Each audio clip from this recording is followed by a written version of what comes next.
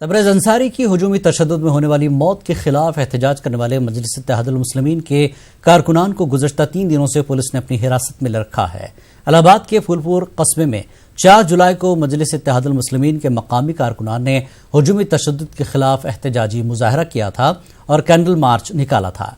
Candle march में शामिल होने वाले 4 नौजवानों को पुलिस ने उनके घरों पर छापा डालकर अपनी हिरासत में ले लिया है।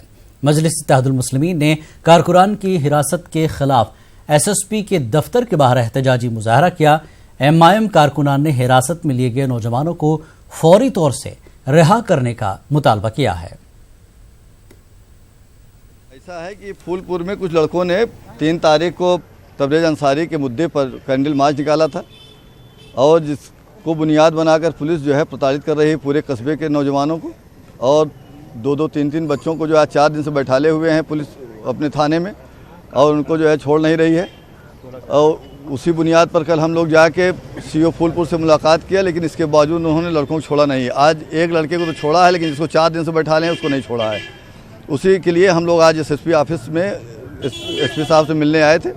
जैसा कि 3 तारीख को तबरेज़ अंसारी की जो मॉब लिंचिंग हुई थी उस पर फूलपुर के कुछ माइनर लड़कों ने जुलूस निकाला था, कैंडल मार्च, जिसको लेकर के पुलिस जो है उन बच्चों को, उनके घर वालों को उनका उत्पीड़न कर रही है और उनको बेवजह परेशान किया जा रहा है।